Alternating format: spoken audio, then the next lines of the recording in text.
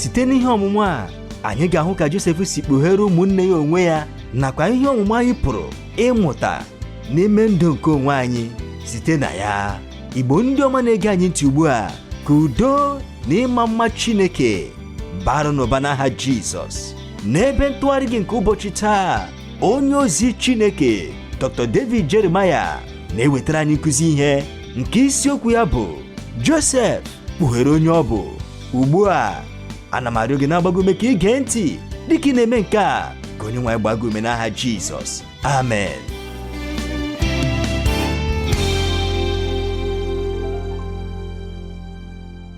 Ndị m hụrụ n'anya, n'ụbọchị taa n'usoro ọmụmụ ihe Chineke nwere ebumnobi dị mma banyere ya, anyị ga-eleba anya n'isiokwu bụ nke anyị kpọrọ Josef kpughere onwe ya. Ọ bụ site n'akwụkwọ Jenesis isi 45 malite n'ahịrị nke mbụ ruo na nke 15 ka anyị ga-ewere ihe ọmụmụ anyị. Ya mere, ọ bụrụ na akwụkwọ nsọ gị dị nso, ọ ga-amasị m ka ị tụgharịa ya n'ebe ahụ, n'ihi na anyị ka na-agwa n'iru n'ileba anya na ndụ nwa okorobịa nke akpọrọ Josef. Ogologo afọ 22 agabigala kamgbe Josef na ụmụnne ya bụrụ ndị ekewapụrụ site n'esemokwu nakwa ekworo nke ụmụnne Josef megide ya. Ogologo 20 dị nnọọ ka a ga-asị na akara ahịrị abụọ ndị na-apụghị izute onwe ha n'ebe ọbụla. Ụmụnne ya na-aga n'elu otu akara ahịrị, Josef na-agbasokwa akara ahịrị nke ọzọ. Anyị bụkwa ndị iro makpọrọ, n'ihi na site n'ihe ịrịba ama nke akwụkwọ nsọ, anyị soro ụmụnne Josef nakwa ọbụladị Josef n'onwe ya dịka ha na-eme njem ha n'elu akara ahịrị abụọ ndị ahụ, irute n'ebe a ga-eme ka akara ahịrị abụọ ndị a bụrụ otu. Taa n'isi nke 45 nke akwụkwọ Jenesis, anyị ga-ahụta ka akara ahịrị abụọ ahụ siri bịakọta ọnụ, zute n'otu ebe ma ghọọkwa otu. Taa a ga-akpọghachi Josef nakwa ụmụnne ya ịbịakọtakwa ọnụ ọzọ dịka otu ezinụlọ. Agaghịkwa ekewa ha ọzọ. Akụkọ nke ndozi ha kwa bụ otu n'ime akụkọ ndị kachasị emetụ n'arụ ndị e nwere n'ime akwụkwọ nsọ. Enweghị ụzọ ọbụla m pụrụ isi kọrọ anyị akụkọ a n'ụzọ dị mma karịa iji kpọmkwem okwu nke ebe ọgụgụ akwụkwọ a nke chere anyị n'iru. Ihe mere n'akụkọ a dị otu a site n'ọtụtụ mkparịta ụka ndị e nwere n'etiti Josef nakwa ụmụnne ya. O dowo Josef anya ugbu a na ụmụnne ya gafewo ule ndị e kwesịrị ịgafe ka ya onwe ya wee nwee ike igosipụta onwe ya nye ha. Ị hụrụ, ndị ikom ndị amaghị na ọ bụ Josef bụ ya bụ onye ya na ha na-emekọ kamgbe n'Ijipt. Naanị Josef maara na ha bụ ụmụnne ya. N'oge akwa mgbe ha na-amaghị ya, Josef, ekwenyere m, site na mmụọ nke Chineke wepụtara ụfọdụ emume iji wee chọpụta ịbụ ezi ya nke nchegharị ha site na mmehie. Enwere ihe atọ ndị dị oke mkpa ndị Josef na-aghaghị ịmata ọsịsa ha tupu o wee nwee ike ịgwa ụmụnne ya onye ọ bụ. Na mbụ ọ dịrị mkpa nye Josef ịmata n'ụzọ doro anya na ha echegharịwo site na ajọ ihe ha mere. Ọ dịrị mkpa nye ya ịmata n'ụzọ doro anya na ha echegharịwo site na ajọ ihe ha mere ya. Ọ dịrị mkpa nye Josef ịmata na ihe ahụ nke ha mere ya n'akụkụ olulu mmiri nke Dọtan bụ ihe nke ha chegharịworo site na ya ma nwekwa mwute maka mmehie ha. Nke ahụ bụ nke mbụ. Na nke abụọ ya kwa, ọ dịrị mkpa nye Josef ịmata na ha amụtawo ụzọ ha kwesịrị isi bie ndụ n'udo n'etiti onwe ha n'ime ezinụlọ. Ihe niile nke mere banyere Benjamin n'ime akụkọ a bụ ule Josef iji chọpụta ma ụmụnne ya ma ha ga-emeso Benjamin dịka nkịrịnka akwa n'otu ụzọ ahụ nke ha siri mesoo ya n'ihi ekworo nakwa anya ukwu. Na nke atọ ya kwa, ọ dịrị mkpa nye Josef ịchọpụta ma ha mụtala ụzọ ha kwesịrị isi hụ agadi nwoke ahụ bụ nna ha Jekọb n'anya. Jekọb onye ha mesoworo n'ụzọ na-adịghị mma ma ọlị, n'ihi na ha gwara ya okwu asị kamgbe 22 banyere nwanne ha nwoke bụ Josef. Ugbu a emezuwo ule atọ ndị a dịka anyị na-emeghekwa akwụkwọ nsọ anyị n'isi nke 45. Josef jupụtara ugbu a n'anya mmiri ọṅụ n'ime obi ya. Ịhụrụ ezi enyi m, nwapụta ikpeazụ nke Josef nwapụtara maka ụmụnne ya tiri otu a. O zilawo ha ịlaghachi Kenan, ịlaghachikwuru Jekọb bụ nna ha. Ha bụkwa akpa ndị jupụtara n'ihe oriri. Ego niile ha jikwara zụọ ihe ndị ahụ niile ka etighachiri n'ọnụ akpa ha. Mana n'ime akpa nke Benjamin enwere iko nke Ijipt, iko nke ịgba afa. Josef nwekwara otu ebumnobi pụtara ihe nke mere o jiri tinye iko ahụ. Anyị niile makwara akụkọ ahụ n'ihi na anyị kọrọ ya na nnọkọ anyị n'oge gara aga. Josef zipụrụ ndị ozi ya ka ha chụso ụmụnne ya. O bokwara ha ebubo izuru akụ nke Ijipt n'otu n'otu ha meghere akpa ọka ha ruekwa na n'ikpeazụ ha bịakwutere Benjamin. Iko ahụ sitekwara n'ime akpa Benjamin dapụta. Ndị ikom ndị a kwakọrọ ihe niile ma laghachitakwa ọzọ n'Ijipt. Ugbu a kwa ha na-eguzo n'iru Josef ọzọ. Josef nwekwara ebumnobi ndị o nwere banyere Benjamin, mana mgbe o bidoro ikwu banyere Benjamin, n'eziokwu Juda, onye ghọworo onye nkwuchite ọnụ nke ezinụlọ ahụ, ugbu a guzoro n'iru Josef ma kwuokwa otu usoro okwu nke kachasị emetụ n'arụ nke pụrụ ịhụta n'ebe ọbụla n'ime akwụkwọ nsọ. Juda rịọrọ Josef ka ọ ghara imejọ Benjamin n'ụzọ ọbụla. Ọ rịọrọ Josef ka ọ ghara izighachi ya onwe ya bụ Juda ịlaghachikwuru nna ha n'ala Kenan. Ma ọ bụrụ na Benjamin esoghị ha, o kwuru okwu n'ụzọ dị mmetụta nke ukwuu banyere ka nna ha ga-esi gbada n'ala ili ya n'oke mwute ma ọ bụrụ na ọ kpọghachi Benjamin nye ya n'ala Kenan. Ihe okwu ahụ nke dị mmetụta nke ukwuu nke sitekwere n'ala obi ya lụpụtara bụ ya bụ ihe anyị na-agụ ugbu a n'isi nke 45 n'ahịrị nke mbụ. Ọ bụrụ na akwụkwọ nsọ gị dị nso, ọ ga-amasị m ka ị tụgharịa ya n'ebe ahụ. Jenesis isi 45 ahịrị nke mbụ. Ebe ahụ na-asị otu a: ma Josef apụghị iji si onwe ya ike n'iru ndị niile guzoworo onwe ha n'akụkụ ya. O wee kpọọ oku sị, mee ka mmadụ ọbụla si n'ebe m nọ pụọ. Ọ dịghịkwa onye ọbụla guzoro n'ebe ọ nọ. Mgbe Josef mere ka ụmụnne ya mara ya. Nke a bụ mkpughe nke Josef nye ụmụnne ya. Ọ bụrụ na ị sonyere anyị n'akụkọ a, ị ga-amata na opekata mpe enwere ugbo 3 mgbe Josef na-apụrụghị ijide onwe ya aka. Nke a bụrụ nọ nsogbu nke mkpụrụ obi nye nwoke a Josef. Ọ bụ ejisiri ike ka o jiri jide onwe ya aka. Mgbe ahụkwa ọ nọrọ na-anwale ụmụnne ya ndị ọ hụrụ n'anya. O nwekwara ihe nke merenụ nke ọ na-apụghị ijide onwe ya aka n'ihi ya. Ọ chọkwara otu ebe o so n'onwe ya ma hichapụkwa onwe ya anya mmiri. Mana taa enweghị ebe ọbụla ọ pụrụ izo, enweghịkwa uru ọbụla ọ dị nye ya izo mmetụta ya. Ma enwere uru ma ọ bụ na enweghị. Josef enweghịkwa ume ọbụla n'ime ya ịga n'iru izo ihe nke na-eme n'ime mkpụrụ obi ya banyere nkewa nke ekewapụrụ ya site n'ezinụlọ ya. Ugbu akụkọ a dịka ọ na-emeghe n'ahịrị 15 ndị nke mbụ nọ na mpaghara 3 dị iche iche. Ihe mekwara anyị ji kee ya na mpaghara 3 dị iche iche bụ ka anyị nwee ike ịghọta ya n'ụzọ dị mma. Na mbụ enwere mkpughe, na nke abụọ enwere ndozi, na nke atọkwa enwere oke n'ọlụ. Ugbu a ka anyị hụta na nke mbụ mkpughe nke Josef nye ụmụnne ya. Enwere ọtụtụ ihe banyere mkpughe a nke ị kwesịrị ịrịba ama n'ime akwụkwọ nsọ. Nke mbụ ọ bụ mkpughe pụrụ iche. Nke abụrụ ihe pụrụ iche nke ukwuu nye Josef, ruekwa na ọ chọrọ ịka ndị Ijipt ọbụla nọdụ n'ebe ahụ n'oge nke a nara eme. Ya mere akwụkwọ nsọ gwara anyị n'ahịrị nke mbụ na ọ chụpụsịrị mmadụ niile n'ezi. O mere ka mmadụ niile site n'ime ụlọ ebe ahụ pụọ. Naanị ndị fọdụkwara n'ime ụlọ ahụ bụ Josef na ụmụnne ya. Nke a bụrụ mkpughe nke pụrụ iche nye ha. Ọ bụ naanị ha ka ọ dịrị. Ọ bụrụ oge nke nnọrọ onwe n'etiti ndị otu ezinụlọ. O jupụtara na mmetụta, ruekwa na ọ chụpụsịrị ndị Ijipt niile site n'ime ụlọ ahụ. Ọ bụrụ mkpughe nke pụrụ iche. Ana m ejupụta n'ịtụnanya dịka m na-agụ akụkọ a, dịka m na-aghọtakwa na ọbụnadị ndị ọkachamara nke edemede na-agwa anyị na enwere ịma mma nakwa echiche dị omimi n'ime ịdị mfe ya. Josef, mgbe ihe niile ndị anyị hụrụ tupu ebe anyị nọ ugbu a, ị ga-eche na ọ ga-enwe ogologo okwu nke ọ ga-ekwu iji wee gosipụta onwe ya nye ụmụnne ya. Mana ọ bụghị otu a ka ọ dị. Mgbe o rutere n'oge nke mkpughe, nke a bụ ụzọ o siri mee ya. Ọ gaghị adị ka ụdịrị ọchịchọ nke ọtụtụ ndị mmadụ ga-enweta. Ị maara ụzọ o siri gosipụta onwe ya nye ha? Kọọ ya n'ime akwụkwọ nsọ nke gị. Ọ sịrị, mụ onwe m bụ Josef. Haleluya! N'ụzọ dị mfe nke ukwuu, n'ụzọ pụrụ iche, site n'ụzọ ọ gara esi masị onye ọbụla ime ya. Mana lee ka o siri dị ukwuu bụ ụzọ a nke o siri mee ya. Mkpụrụ okwu 4 ndị ahụ n'asụsụ Igbo, nke bụkwa naanị mkpụrụ okwu 2 n'asụsụ Hibru, mere ka egwu jupụta n'ime obi nke ụmụnne ya ndị ahụ. Mụ onwe m bụ Josef. Mgbe ahụ gakwara n'iru ma jụọkwa ha sị, nna m ọ nọ ndụ ugbu a? Arụ ọ dịkwa ya? N'agbanyeghị nkwado niile e mere nakwa ihe niile ndị merenụ tupu oge a, ịdị mfe nke mkpughe a pụrụ iche nke ukwuu nye m. Haleluya! Mụ onwe m bụ Josef. Ị hụrụ ka o si dị mfe? Ọ bụ mkpughe nke pụrụ iche, mana n'ime ịpụ iche ya, ọ bụ mkpughe nke dịrị mfe nke ukwuu. Mana ọ dị mkpa ugbu a na m gafere nke ahụ ngwa ngwa ka m wee nwee ike chetara anyị na ọ bụrụ mkpughe nke jupụtara n'ihe mgbu. Hụta ihe o kwuru na njedebe nke ahịrị nke 3. Ọ sị, Josef wee sị ụmụnne ya. Ị hụrụ ya? Josef wee sị ụmụnne ya, mụ onwe m bụ Josef. Nna m ọ nọ ndụ ugbu a? Ma ụmụnne ya apụghị ịza ya n'ihi na ha mara jijiji n'iru ya. Obi ha jupụtara n'egwu, ọbụnadị dịka ha na-abịa na nghọta na ọ bụ Josef onye ha mesoro omume ọjọọ na-eguzo n'iru ha dịka onye ọchịchị nke Ijipt. Ị nwere ike iche echiche n'otu nkeji banyere ịda jụụ nke sochiri mkpụrụ okwu Hibru abụọ ndị ahụ, mụ onwe m bụ Josef. Ọnụ nke ndị ikom ahụ were oghe, ha nọkwara na-ele ya shii, na-echekwa n'ime obi ha nke ọ pụrụ ịbụ ezie.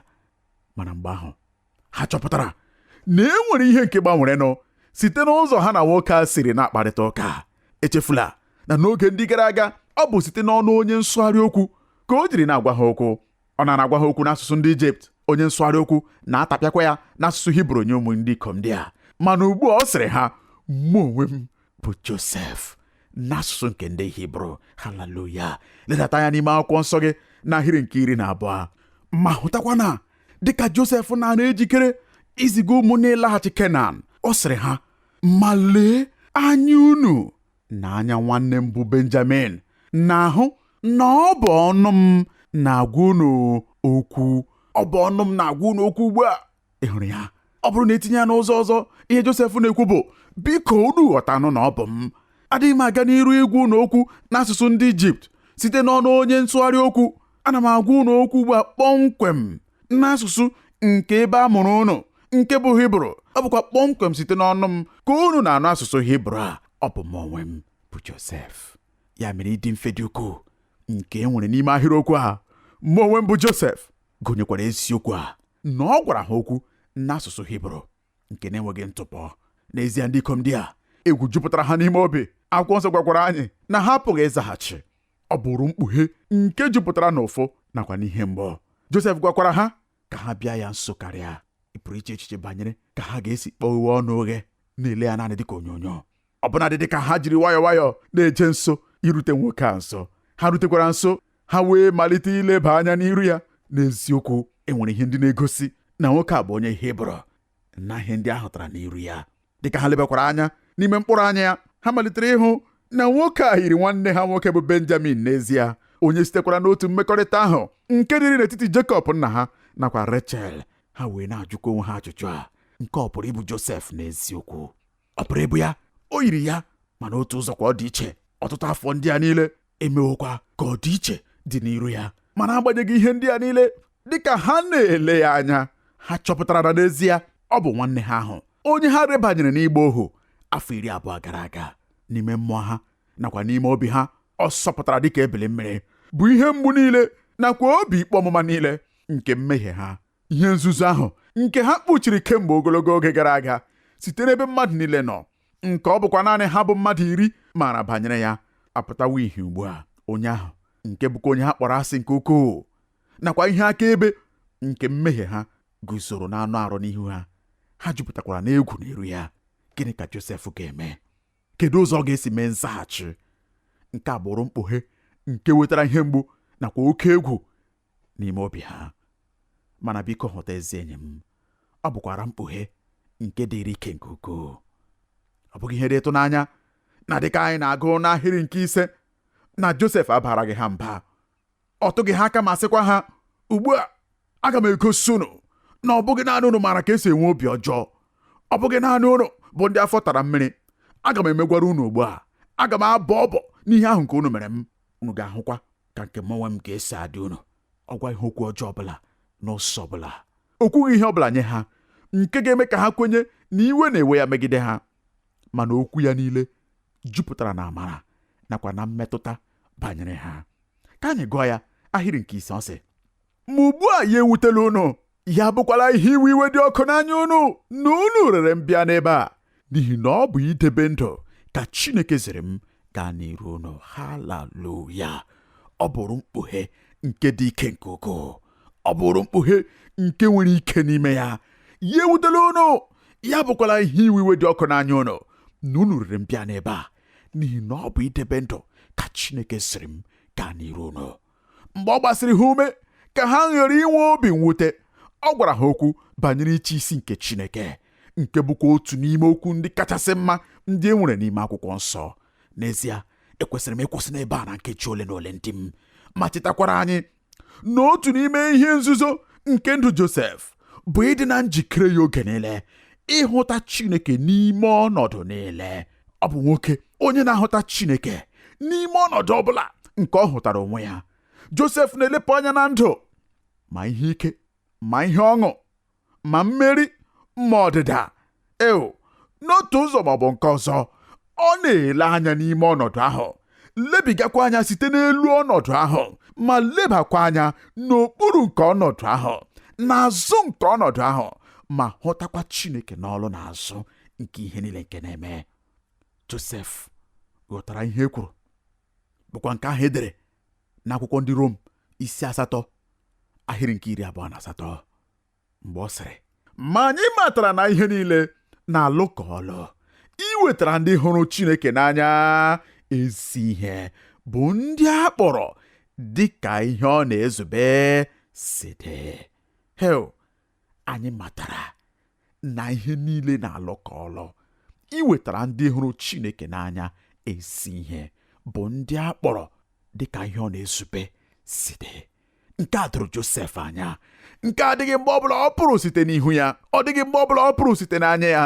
Ọnọdụ ọbụla o nwetara onwe ya na ya, ihe ọbụla nke ọ na-agabiga, ihe ọbụla nke na-eme n'ime ndụ ya, Josef kwenyere na Chineke nọ n'ọlụ, na Chineke ji ihe ndị a niile na-emezu ebumnobi nke o nwere banyere ndụ ya.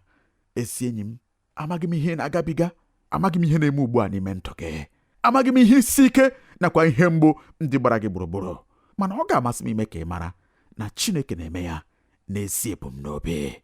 Nwee ndidi mgbe ọ ga-alụsi ihe niile nke ọ na-alụ.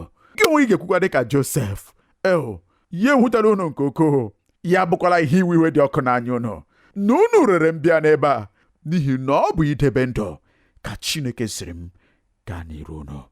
Ka m jụọ gị ajụjụ, mgbe ha rịbanyere Josef n'ịgba ohu, ọ dịrị ka ezi ihe? Ọ dịrị gị ka ezi ihe ma ọlị? Mgbe Josef banyere n'ụlọ mkpọrọ n'ihi nwunye Pọtịfa, ọ dịrị ka ezi ihe? Ọ dịrị gị ka ezi ihe ma ọlị? Ezi enyi m, Chineke na-eme ihe niile nke ọ na-eme n'ime ndụ gị n'ezi ebumnobi. Mana site n'ụlọ mkpọrọ, mgbe Josef nwetara onwe ya n'obi eze dịka onye so eze achị, dịka onye nke abụọ n'ọchịchị nke ala Ijipt niile, ọ dịrị ka ezi ihe? Nke ahụ bụ ezi ihe, mana echezokwala ebe ọ malitere site n'ịbụ onye erebanyere n'igbe ohu. N'ezi ụmụnne m na ụmụnna m, na-elaghachi n'ihe ọmụmụ anyị, ihe jupụtara n'uche Josef n'oge niile nakwa n'ime ọnọdụ niile nke ndụ ya bụ Chineke nakwa ihe Chineke na-eme. Ka m kọwara anyị ihe m na-ekwu. Ị chetara mgbe ọ nọrọ n'etiti nke ọnwụnwa, nwunye Pọtịfa nakwara nwa ya ọnwụnwa ime mmehie. Josef sịkwara mba, mana ọ bụghị naanị na ọ sịrị mba, lekwa ihe o nyere dịka ihe kpatara o jiri sị mba. Isi nke 39 ahịrị nke 9 nke akwụkwọ Jenesis, ọ sị, m ga-esikwa aṅa mee oke ihe ọjọọ nke a, mmehie megide Chineke? Ị hụrụ ya? M ga-esi aṅa mee ihe ọjọọ nke a, mmehie megide Chineke? Ọ bụ Chineke oge niile. Ihe ọbụla nke Josef na-eme, ọ dịghị echezọ Chineke. Ọ bụ eziokwu na ọ bụrụ mmehie megide Pọtịfa nna ya ukwu, n'ezie ọ bụkwara mmehie megide arụ nke ya onwe ya. Ọ ga-abụkwa mmehie megide ọbụnadị nwunye Pọtịfa. Mana Josef hụtara mmehie niile n'ozuzu oke ya dịka mmehie megide Chineke. Ezi enyi m, mgbe mmehie na-eche gị iro, ị na-echetakwa Chineke? Gịnị ka ị na-eche banyere Chineke mgbe ị na-ahụta onwe gị n'iru nke mmehie, n'iru nke ọnwụnwa? Mgbe onye iro na-asị gị tinye aka n'ime ya, mgbe onye iro na-asị gị buru ego ọha na eze nke na-abụghị nke gị, mgbe onye iro na-asị gị were ihe ahụ nke na-abụghị nke gị, mgbe onye iro na-asị gị kwasị onye ahụ nke na-abụghị nwunye gị iko, mgbe onye iro na-asị gị lekwa nwoke a nke na-achọ gị, soro ya, ọ ga-enye gị ego. Kedu ihe ị na-eche banyere Chineke? Josef sị, m ga-esikwa aṅa mee oke ihe ọjọọ nke a, mmehie megide Chineke. Ngwale anya n'isi nke 41, Josef na-eguzo n'iru Fero iweta nkọwa nke nrọ ya nye ya. Nke a bụrụ ezi ohere nye ya ibuli onwe ya elu site na amamihe ya nakwa onyinye amara ya nke o nwere ịkọwa nrọ. Fero kọrọ ya nrọ ahụ, mana tupu Josef ga-akọwa nrọ ahụ nye Fero, gee ntị nye okwu ọnụ ya. Nke a bụ Jenesis isi 41 ahịrị nke 16. Ọ sị, Fero, ọ dịghị m n'aka, Chineke ga-aza azịza udo nye Fero. Haleluya! Onye ga-eme ya? Chineke. Onye ga-akọwara Fero nrọ ya? Chineke. onye ga-enye Fero nghọta banyere ihe a nke ọ hụrụ n'arọ Chineke? Gịnị ka Josef na-eme? Ọ na-eme Chineke otu akụkụ nke mpaghara niile nke ndụ ya. Ọ bụ ya kpatara ọ pụghị ime mmehie. Ọ bụ ya bụ onye kwesịrị ịnara ekele mgbe ọ kọwara nrọ ọbụla. Ugbu a kwa anyị na-erute n'isi nke 45 nke ebe ọgụgụ anyị. Ọ ga-amasịkwa m ka ịhụta n'ọtụtụ ebe na nzute nke ya na ụmụnne ya zutere, ike nke mkpughe ya ka e kechiri n'ime nghọta ya oge niile, na Chineke nọ n'azụ nke ọgbọ emume niile, na-alọpụtakwa ihe niile nke na-aga n'iru. N'ezie, enwere m otu mkpịsị edemede pụrụ iche nke m na-eji akara n'okpuru ahịrị ndị metụtara m n'obi n'ime akwụkwọ nsọ. Akakwara m akara n'okpuru ahịrị okwu ndị a niile n'ime akwụkwọ nsọ m. Ka m gụpụta ya anyị. Ọ ga-amasịkwa m ka ị soro m. Ahịrị nke 5 ka akwụkwọ Jenesis 45. Ọ sị, ma ugbu a ihe wutela unu, ihe abụkwala ihe iwe iwe dị ọkụ n'anya unu, na unu rere m bịa n'ebe a. Ngwala anya n'ebe ọ sị, n'ihi na ọ bụ idebe ndụ ka Chineke ziri m gaa n'iru unu.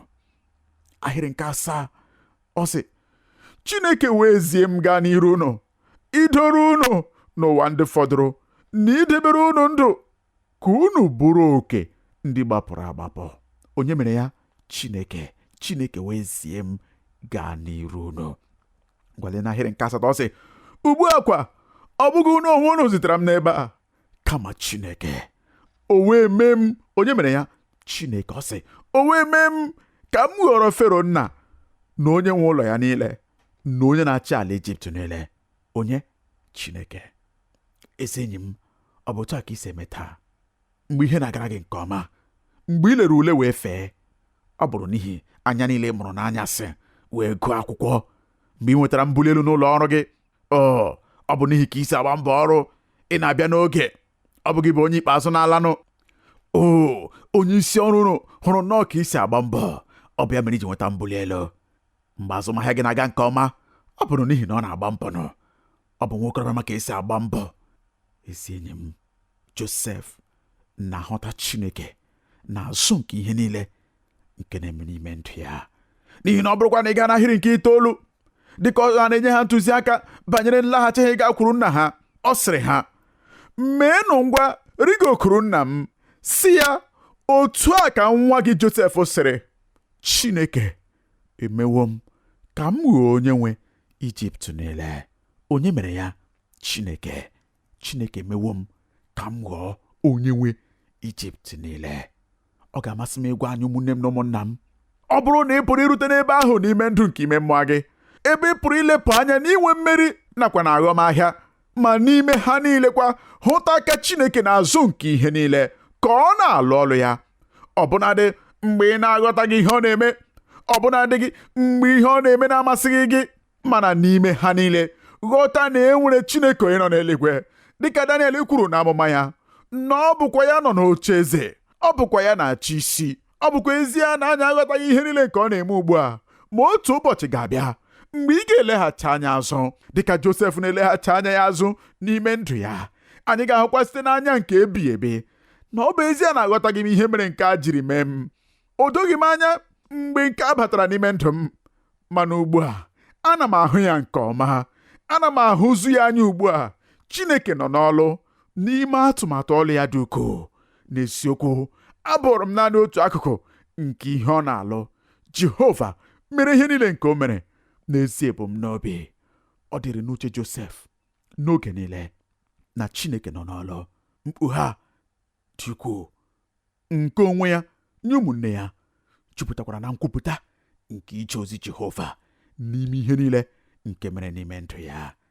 Ka m gaa n'iru ugbu a ma nyekwa anyị ihe nke 4 banyere mkpughe ahụ, ma ọ bụ ngosipụta ahụ nke Josef gosipụtara onwe ya nye ụmụnne ya. Ọ bụrụ mkpughe nke na-emetụ n'obi, ọ bụghị mkpughe nke ọ gbasaghị m, ma ọ bụ unu ahụlanụ ya ugbu a. Ọ bụghị ihe o mere, unu ahụlanụ m ugbu a. Mba, kama akụkụ nke ikpeazụ nke isi nke 45 nke bụ ebe ọgụgụ anyị taa siri otu a. Ọ bụrụ na ị gaa n'ahịrị nke 14, ọ sị, o wee dakwasị Benjamin bụ nwanne ya n'olu, kwa akwa. Benjamin kwakwara akwa n'olu ya. Ugbu a hụta nke a, ọ sị, o wee sutu ụmụnne ya niile ọnụ, kwakwasịkwa ha akwa. Haleluya! Kwakwasị ha akwa. o wee dakwasị Benjamin bụ nwanne ya n'olu kwa akwa. Benjamin kwakwara akwa n'olu ya. O wee sutu ụmụnne ya niile ọnụ, kwakwasị ha akwa. Amaghị m ụzọ ị pụrụ isi lee ihe dị otu ahụ anya, ọbụnadị ma ọ bụ n'igwe onyonyo, ma gharakwa ịkwa akwa. O sutụrụ ha ọnụ. Nke a bụ ụzọ nke ndị oge agba ochie ji egosipụta ịhụnanya ha, ọbụna n'etiti ụmụnne. O sutụrụ ha niile ọnụ. Ruben, onye nke ahụ na-enweghị mkwụdosi ike dịka mmiri. Simeon na Levi, ndị ikom ezinụlọ ahụ, ndị na-abanye n'ime nsogbu oge niile, ndị ogbu ara ọbara. Juda nwoke gboo, onye tụpụtara alụ ka ha ghara imemi na Josef, ma gharakwa inweta ihe ọbụla site na ya, kama ka ha ree ya ma nwetakwa ọbụna dị obere ego site n'ịtụ mgbere ahịa ahụ. Josef chetara ihe ndị a niile, mana nke a abụghị mkpa ya. Josef makụrụ ha niile n'otu n'otu. Ọ makụkwara Juda, onye tụpụtara ụkpụrụ ahụ ka ere ya, ma sutukwa ya ọnụ, ọbụnadị dịka ọ na-esutu ụmụnne ya niile ndị nke ọzọ ọnụ. Ọ bụrụ mkpughe nke na-emetụ n'obi. Na nnọkọ anyị n'oge na-abịa abịa site na amara Chineke, anyị ga-eleba anya na mwughachi nke udo nakwa ndozi n'ezinụlọ ahụ. Ka nna m gosi unu dịka unu na-atụgharị uche n'okwu ndị a, na-etinyekwa ya n'ọlụ n'ime ndụ unu, ka o were okwu ndị a mee unu mma karịa, ka ọ ga-abụ na n'ezie anyị ga-abụ ụmụ ndị na-eme ka obi ya ṅụrịa ọṅụ. Ka nna m bulie unu elu n'aha Jizọs. Amen.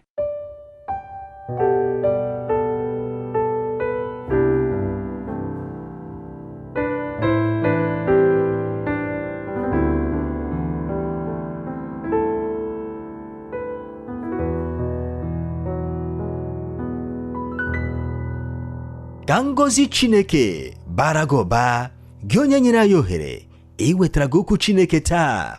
Ekwenyere m na onye nwe anyị sitewo n'okwu ya wee gọzie gị.